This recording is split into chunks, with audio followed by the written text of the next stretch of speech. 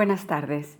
Bienvenidos a esta charla que hemos preparado desde Nueva Acrópolis, Málaga, como un aporte a la cultura y a la filosofía, para hablar hoy del simbolismo del número 7, número que aparece tantas veces en la naturaleza, en líneas de pensamiento, en religiones, que aparece y no por casualidad, y mucho menos por capricho, sino por razones ocultas. Vemos que el número 7 aparece en el arco iris, por ejemplo, los 7 colores del arco iris. En las notas musicales, son 7 las notas musicales. 7 también son los días de la semana, los ciclos lunares, en fin, en muchos sitios, en muchas áreas y aspectos de la naturaleza. Pero también en las religiones. En el pensamiento judeocristiano, por ejemplo, la creación del universo, la creación del mundo, se hizo en 7 días. 7 son las virtudes, 3 teogonales y 4 cardinales. 7 son los sacramentos y 7 los pecados capitales. Avanzando y moviéndonos por otras culturas, pues vamos a encontrar en Japón que son 7 las diosas o los dioses de la fortuna, que está relacionado también con virtudes humanas. ¿Dónde más encontramos el número 7? Pues en la antigua Mesopotamia. Lo vamos a encontrar en la forma en que organizan el tiempo, porque ellos organizan su tiempo en base a ciclos lunares. También en los edificios o monumentos esos que construyen, llamados zigurats, que tienen 7 alturas, y en cada altura van a representar un color, un metal, un planeta, un estado de conciencia. En la antigua Grecia se le rendía culto a Apolo. El culto se realizaba el 7º día de cada mes, 7. También lo encontramos en los antiguos Puranas y Vedas, que definen 7 cuerpos sutiles, 7 chakras u órganos de otros cuerpos más sutiles. Esos 7 chakras o centros de energía del sánscrito ruedas, que se conocen como Sahasrara, coronilla, Ajna, el que viene en el entrecejo, Vishuddha, el de la garganta, Anahata, el chakra del corazón, Manipura, el chakra lumbar, Swadhisthana, el chakra de los genitales, y Muladhara, que está localizado en el coxis. Según las antiguas tradiciones, este número aparece también en Egipto, lo vamos a encontrar en Egipto, en el libro de los muertos, en el antiguo zoroastrismo de Macedonia y Caldea. Lo vamos a encontrar hasta en el libro de los mosaicos, en la Biblia. ¿Y qué tiene este número? Para poder entenderlo, vamos a tener que remontarnos al origen del universo y cómo lo conciben, cómo nos lo explican los antiguos griegos. Ellos nos explican que en un principio había una unidad, que luego se va a dividir, es decir, se produce una dualidad. Por un lado van a estar los principios, las leyes que rigen el universo, y por otro lado la materia oscura, el caos. Por un lado el teos, que va a fecundar esa materia oscura, ese caos, para dar lugar al cosmos, a un universo organizado. Esos principios, esas leyes universales, allí vamos a ubicar también los números, y esa clave de 7 la vamos a localizar en esos principios. Y vamos a considerar también, como los antiguos nos explican, al universo como un gran ser vivo y al hombre como un pequeño bios. El universo, un gran bios, y el hombre, un pequeño o un micro bios. Las leyes o principios del universo van a afectar al hombre porque forma parte de ese gran ser, de ese gran bio. Y vamos a encontrar dentro de esas leyes, esos principios, esa inteligencia cósmica, 7 leyes a través de las cuales se manifiesta el universo, que vamos a encontrar no solo en Oriente, sino también en Occidente, en antiguas tradiciones. Y a partir de la Edad Media encontramos estos principios en el Kybalión, en este libro del Kybalión. Y el primer principio es el de la unidad. Esta unidad de la que nos habla Plotino, de que lo abarca todo, esta unidad que al diferenciarse, vamos a ir viendo los siguientes principios, va a conservar esa esencia, esa chispa, esa luminosidad del ser, del propio ser, que parte de esa unidad. Entonces, ¿a qué se refiere este principio de unidad? Que todo en la naturaleza está unido y conforma una unidad vital, una unidad de vida. Luego hay un segundo principio que es el de la iluminación. Y como bien nos explicaba Plotino, la iluminación, es decir, que todas las cosas participan de esa iluminación, ese ser que parte de la unidad, esa pequeña divinidad que está en cada una de las cosas manifestadas en el universo. Luego hay un tercer principio que es el de la diferenciación. En esa manifestación del universo, en ese orden, empiezan a surgir la identidad de cada uno de los seres que forman parte del universo. Y luego vamos a encontrar un cuarto principio, que es el principio de la organización. Entonces, el universo comienza a tener un orden, comienza a dar sentido a cada una de esas partes diferenciadas dentro de un orden.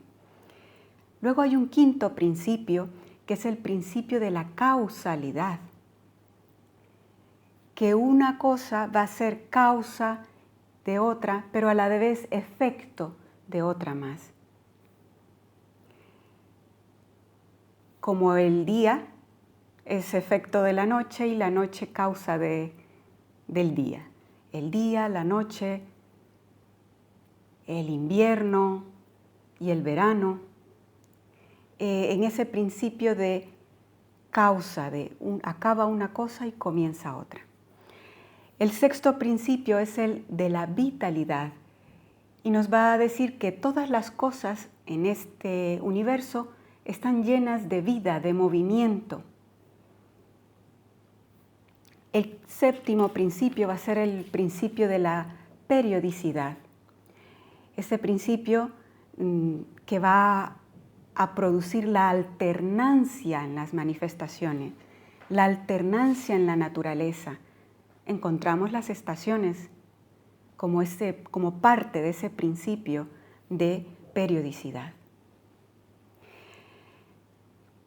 En general, parece que todo en la naturaleza está dividido en clave de 7. Y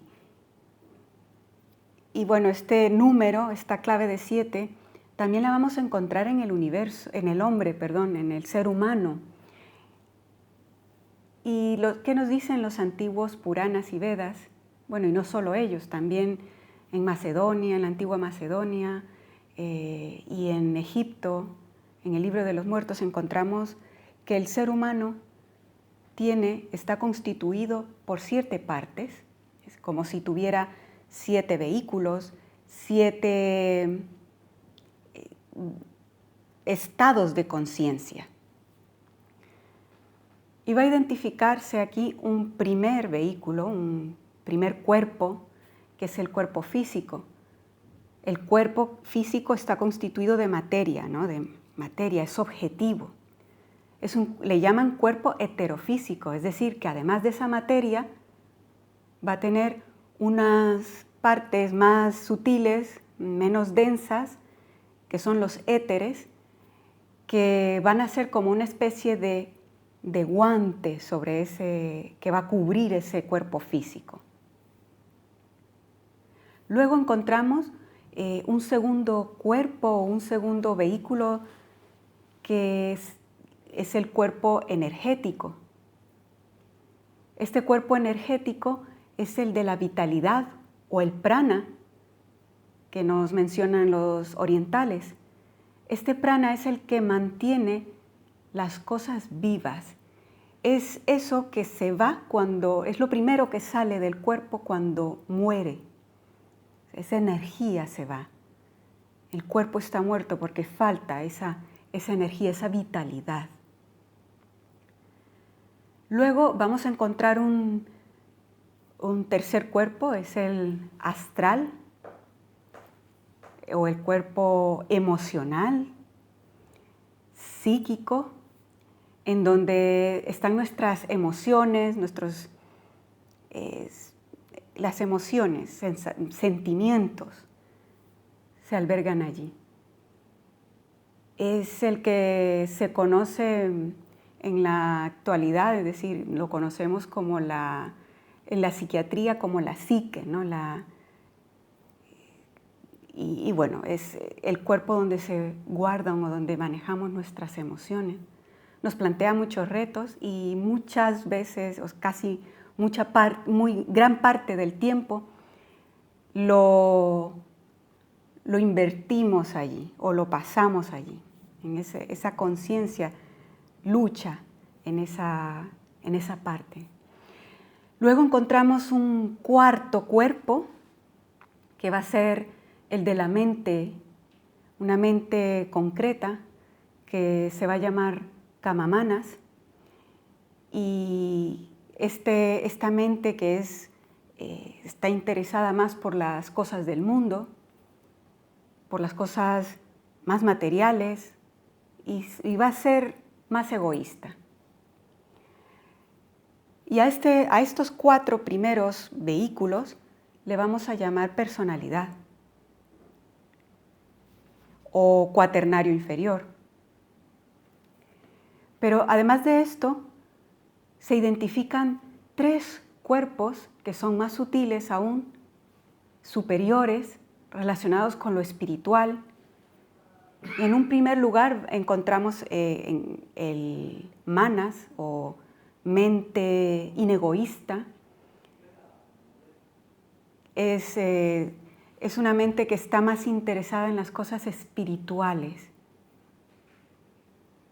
Luego en un sexto cuerpo, un sexto elemento más, que constituiría esa estructura septenaria del ser humano, es el buddhi. Es un cuerpo que hace referencia a la intuición,